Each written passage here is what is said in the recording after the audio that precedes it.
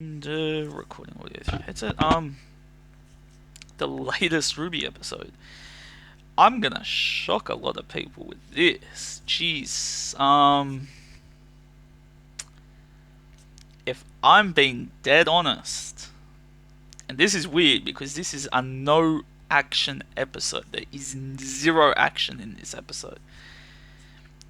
This episode was my was I would be ranking it up there as perhaps one of the best. If I'm concentrating solely on the episode, it's probably the best one of Volume 7. I might even say I liked it. If I'm ranking it between, you know how I do like, oh, it's a piece of shit, it's bad, it's below average, it's above average, it's good, it's fantastic, it's perfect. I'm legit giving it a good. That's something like a 7 out of 10, 7.5 out of 10 rating. I think they. Don't get me wrong, I'm still disappointed with the volume because the Faunus are not the issue this volume. They just ignored that. But if we're gonna have to look at this volume as, well, it's political power play, this episode. There's. Okay, let's start off. Everything. There was two things straight off the beginning that one worked and didn't work. The other one I was really disappointed in. And I think a lot of Ruby fans were disappointed in. And ironically, I saw the clip on Facebook, small clip of them showing up to the house. So I had that spoilt for me. And before I wrote the episode, I said, "Oh well, this is lazy as shit because they're going to a fancy dinner party." And everyone's in the battle gear. As far as the military, I really don't mind them going in their military formal outfits. But I'm like Team Ruby, Juniper, Crow, all of that. They've gone in their battle gear. They've gone in their battle gear to a fancy dinner party. I'm just like, you lazy motherfuckers. You couldn't give them. And the weird thing is, I already got one person turning around and going, "Oh, you're a fucktard because you think they're lazy that they didn't design formal wear." And I'm like, this is where I start to think Ruby should explore this a lot more with different gear. And the reason I'm so into that, you jump all the way back to season 2. This was back when Monty was alive. We had we had the ball where everyone got fancy clothing. We had the spy mission at where they had like custom clothing. Explore custom clothing a bit. Have some fun. You got like there's tons of fan fiction. You guys who work there must have a lot of concept art you come up with for these characters. Have some fun. Go nuts. You're just literally you'd be superimposing a new template over their main body. It wouldn't be that hard to friggin' do. Weiss, given that she looks like a fairy ballerina when she is in Battle Gear, is perhaps the only one that can really get away with it. If we're going for the early part of the episode, Whitley opening the door, I get what they were trying to do. There's a part of me that's okay with it. There's a part of me that's not okay with it because one, they wanted the interaction with Weiss, but I'm like, I would not have done that because one, you're pretty much having the heir to the company, the prince, open his own front door at a fancy dinner party for his father getting into office. I was just like, even if you got rid of Klein, all you had to do was have a different way to open the door. And when the waiter opens the door, she can say to the waiter, "Where's Klein?" He's just like, um, Klein had been fired. Then, when you get the talking later in the episode between Whitley and Weiss, instead of her just going, he's boring the shit out of me, and making Whitley out to be a friggin' joke because he takes his business seriously, she can confront him and say, why was he let go? And be honest. Just turn around. He could turn around to it. He could come across as an asshole, and he goes, he wasn't let go, because of me, sister. He was let go because of you. He helped you escape from not only the manor, but the country. He betrayed your father, he got fired. Him getting fired is on Weiss. That could have been a very interesting thing to come across. This is Weiss accepting responsibility for her actions. There's positive and negative things that could happen from the actions. That doesn't happen. Instead, we get him answering the door, which was kind of weird. This is where the episode got really weird, because the whole thing with Junior, it's like they had to give Junior a reason to actually come to this party, and they just do this. This was a scene. This was part of the scene that I marked down. I didn't like the whole distraction thing. Like, it's that chibi shit. It reminds me of chibi shit. I just didn't like. I was like, Junior didn't have to be at the fucking party. Even Ruby, Blake, and Yang didn't have to be at the party. They're like, oh, we got this mad plan about how we're going to distract and do this, and then they do nothing but friggin' stand there and do fuck all. Oh, before we go any forward, at the beginning of the episode, when they're sitting in their Atlas Academy room and they're giving out ideas, Oscar and Ruby really shined in that scene. I loved what they said. Blake and Yang, it was really weird because Blake's just like, oh, well, of course Shock would do something bad. And Yang just sits there and does stupid shit. Like, every, I think, line that Yang has in this episode, I just didn't like. She's like, oh, let's break stuff. Oh, let's do this. Like, what was it? Well, the Aesops later on, they're like, keep calm, blend in. If Ironwood calls for you, do this. Like, they're acting in a very logical, and the way they present themselves to this party works. And then Yang is like, hey, let's break stuff. Let's fight ass around. Let's do this. And I'm just like, Yang, just shut up. Just shut up. You're not relevance. Your relevance in this entire story has gone down the drain, Yang. You have no relevance. You could be deleted from this story at this point, and like, it wouldn't affect the story at all. And you're a main character. That's pathetic. I just didn't like Yang. This story. Weiss in the beginning part, when they're in the room, it was a bit odd because it was like it's reaching. She's the plot convenience in that conversation, whereas Ruby and Oscar talk really good. Blake just has a smart ass comment, and Yang just sits there. Weiss is the I know my father the most, so my father's most like could be, with. She reaches for the whole Salem type thing, and I think she was acting as like the plot device then to get the story going in the way, and it just seemed odd because I'm like, saying he's in league with Salem, and assuming all that, or he's in deep shit, that's an assumption without evidence. And of course it's going to pay off because he actually is in league with Watts, but it's an assumption without evidence. So it's like everything going forward is going to happen and is going to go well, because it's like it's kind of fourth wall breaking when it's plot convenience. They didn't earn that, they just guessed, and their guess was lucky. So, Weiss gets like a half a point at the beginning. Ruby and Oscar get full points, and Blake and Yang can just fucking die. The dinner, the circle thing, I was a bit confused when I was watching it. I was like, why is Penny at this party? I really didn't get why Penny was at this party, considering everything that has happened the last 2 episodes. I'm surprised that she's even in the house. Also another thing, there is no security at the Schnee Manor. I mean, I get it that the military's invited, but I was just fascinated. Like, they're the richest family in Atlas, and well, whether it's like actual military, like we're talking troops, or if we're talking huntsmen, there's just zero security presence at the Schnee Manor besides the people that got invited. And technically Ironwood could have refused the invitation. None of their group would have shown up. So I was surprised by that. There was no, because Crow ends up going for a walk and he's like, "Oh, I'll scout out the place," and I'm just like, shouldn't he have his own people for that type of thing?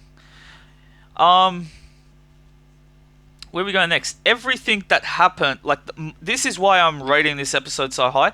Everything that happened in the dining room with Jacques, we get introduced to the two council people. Robin Hill is here, and you get Penny, Winter, and what the fuck's his name? Ironwood. And I think Ironwood is a bit over exaggerated when he said, "Oh, you got an enormous dinner table," because when you consider like when everyone sits down, there's probably only about 6 extra seats afterwards, so it's not overly that big. Like if you took everyone that's outside, they would not have fit on the table anyway. So I don't get how it's enormous, but anyway, everything that happened in that room was brilliant. I'm willing to give whoever wrote this episode credit. Whoever wrote this specific scene did a fantastic job. I'm actually going to start with what's wrong with the scene, because there's only one thing wrong with the whole fucking scene. One thing wrong. Because I said this. I said this to a few people online. I've said this to Celtic Productions. I've said this to Adele. I've said this to so many people. I said the only problem with this volume is that Jacques, Robin, and Ironwood have never actually sat down and chatted. They've had problems pre-election, then the election, and then the fighting, the bickering. Even when you're at an election, there's debates. None of this shit happened. These three key people have never had a fucking conversation together. And I'm like, a conversation would actually solve all the issues with what's going on.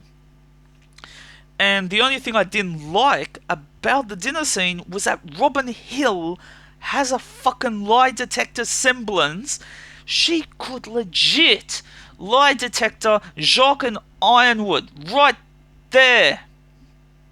I get there's a point. There's a point in this where something interesting comes to part. Jacques plays this brilliantly. The whole thing where he's manipulating the conversation is done brilliantly. And he basically comes out and he goes, everything about this project of yours, I know next to nothing, and both the council members know fuck all. And that's when Robin, who's trying to get on the council, Robin's in her head, she's like, if I get on the council, I learn the truth.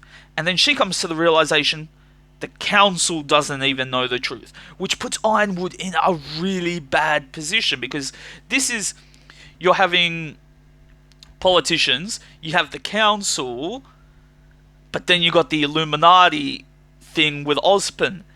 This is where it's really backfiring on them. Winter blows her stack because, she's an idiot. I get it. Like, what happens a bit afterwards is Penny and Winter have a conversation outside. It's a very good conversation, actually. I liked it. I liked the Penny Winter thing. That went down really well. I had a thought on it. I lost my thought on what I would have added to that scene, but I found it really interesting. It's what Winter says. I should not have acted with my heart. I should have acted like logically and straight. It's like, I know people are like, oh, well, then the scene would have happened. I get that. But this is the situation. And if you notice with Ironwood, who's supposed to be the Tin Man, no feelings, blah, blah, blah. Being logical in this sense is the best thing. It's about manipulation. Politics is about manipulation. You can't go into politics and try to be the good guy who doesn't manipulate people. Politics is just basic manipulation. And the better you are at manipulation, the better you are going to be. Even Ironwood knows he can go to this party and he has to be strategic, logical, emotionless, and play it straight. Winter blowing her stack, but Penny walks away and she goes, "No, you used your heart. That's a good thing." I'm like, using your heart in it depends on the circumstance. In terms of the dinner party, no, your heart would not have worked to a positive outcome in there. So I like that scene, but I'm agreeing with the emotionless, logical path when it comes to the dinner scene. Yeah, the whole thing with Robin's semblance, that should take part. The moment she finds out that the council knows fuck all, this is the moment Robin should have got up and been like, for me, like, I get it. She should have tried to take control of the conversation then, because Jacques is in control for it all. She should have taken control, and she's like, "I got a few questions for you." Be honest, like, being honest and trust goes two ways. She wants to learn a lot from both of them and figure out the truth of everything from both of them, right? She has to give out some truth as well. I have a lie detector semblance. If us three trust each other, we could build a better atlas, and then we can concentrate on the rest of the world. But you have to be truthful to me as well. I'm telling you, so come on, hold hands and we tell the truth together. A lot of shit could come out there. And I'm like, so yeah, I'm downgrading that scene just like a point, just for the fact that the lie detector semblance is just, it is a MacGuffin. It's a convenient, it's something that's, it's not considered OP in battle. It wouldn't be considered OP even against the fucking Grimm. What the fuck is she going to use this semblance on with the Grimm? But in terms of politics, this is a perfect friggin' semblance, and she just doesn't use it. This is why I don't like Robin's character. She's got such an OP semblance for politics, and she doesn't fucking use it. Then we jump into the part. Oh, this is where it started. Why I marked it down a bit, and the reason I marked it down a bit actually has a bit more to do with hang on. Willow comes into it. Weiss goes to her father's office, and Willow's in there for some reason drinking what appears to be vodka.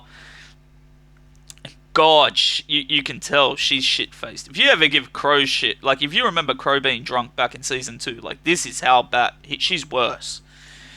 But the thing was, I was on Twitter because I was chatting to some of my friends about the bushfires that are in my city right now, and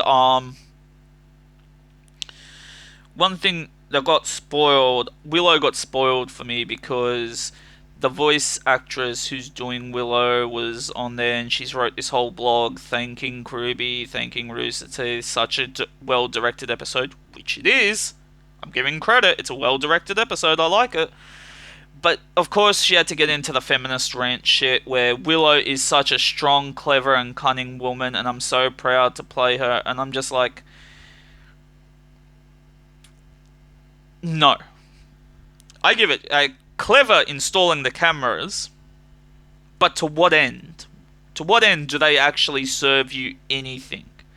Because the way I look at it is, from Weiss's point of view, she said that she had a horrible childhood. And it's not, and you can't, like, I get it, Jacques, bad father, fair enough. I mean, he's supported them, he's given them money, so he's handled that part of being a father, but he's overall, like, as a father, he's a bad father. Like, but I don't put it all on him. I made a video on this. I said, like, Weiss's mum, whenever she shows up, she's a bad mother. And when I actually watched the episode, at the point where Willow ends the scene, she pretty much admits that she's a bad mother. She admits it. And this is what pissed me off, because this was a good scene. How she's like, oh, you know, I got these cameras just in case. I think they're trying to come across that Jacques is abusive. But it's like, if you did have camera evidence of him hitting you, which, if you're clever, you would have set these cameras up fucking over a decade ago. So I don't know why. But, yeah, the whole she's smart is doing my head in. But, she's an alcoholic. And the second thing is that the female Shnees have this OP friggin' semblance. They got the most OP semblance in the fucking show. So I don't even get why she's submissive to friggin' Jacques when she has summoning, time dilation, and glyphs. Like, for fuck's sake, this is some weird shit. But she's a drunk, and how the scene ends, and this is what contradicts the voice actress online, because she actually turns around and she says, take care, like, take care of Whitley. Don't abandon him. Whatever happens to your father, whatever he's into, because she suspects that he's into something, and it's bigger, which it is. It has to do with Salem. Watts is only the beginning. We could see Jacques going the way of Leo. He's just gonna get killed off. But she's like, take care of Whitley. And this is where Weiss really shows how childish and immature she is, even though she's supposedly like 19 years old. Is like, he doesn't want anything to do with me. And the mother actually just comes back and she's like, yeah, because you left him here alone with us. The key word is us.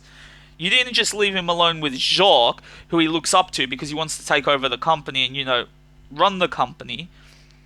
But you left him here with me, and you can't turn around and say she's a strong, clever character when she says you left us here with us, which is implying that she's an alcoholic, weak-willed, and highly submissive.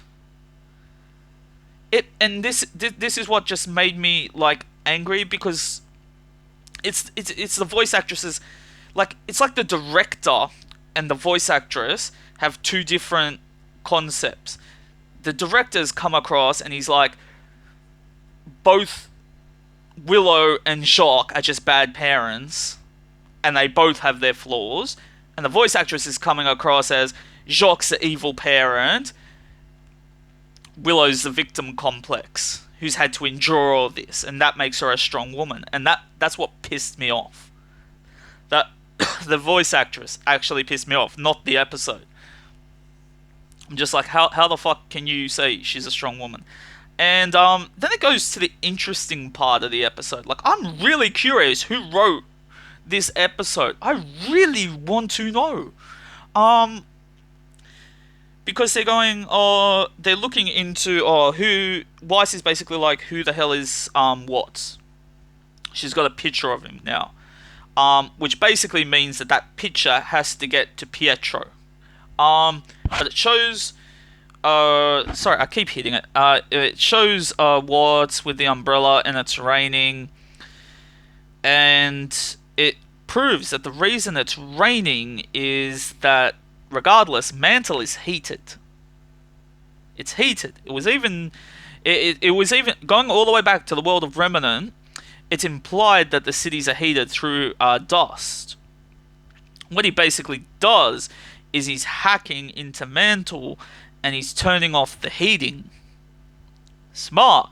And the moment he does that, the water turns into snow, implying that it's never raining. Out in the Sundra is all the friggin' snow and shit. So he goes, it's only due to the dust climate control that it's raining. The moment he did it, it turns to snow. So they've lost all their heating, possibly even lighting to some extent. And I'm tossing up as to what this is trying to do.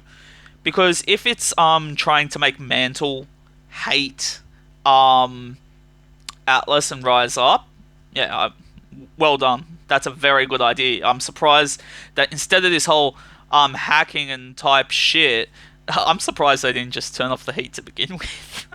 But that's smart. But the whole, if it has something to do with the Grimm, don't go there. You fucked that up at the beginning of this volume, because somehow the Grimm can survive. I get it if the Grimm can survive in Mantle, because of the heating, that makes sense. But how do they get to Mantle if they're in the snow tundra?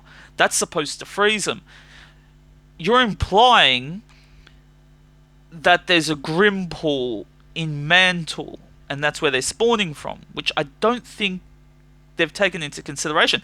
Don't get me wrong, if Volume 7 ends and they're like, there's a giant grim pool in the bottom of that, you got to be like, how long's it been there? Because they built this here because there wasn't one. Or you dug too deep with the... They could. You dug too deep for the dust and you found an underground grim pool. It could work. That's just me theorizing. Overall, I've explained. There's a lot of good this episode. This is a very good episode. It's just sad that, Yang, Juniper, they were kind of like the weak parts of the episode. They serve no purpose. Even Ruby and Oscar had like this moment at the beginning, but then they're just background characters. At least Weiss is finally doing something. I'm glad Weiss is finally doing something, and my main gripe is with the voice actress who's trying to get her feminist agenda bullshit over when you watch the episode and the dialogue suggests otherwise. That's it. That's all I'm gonna say.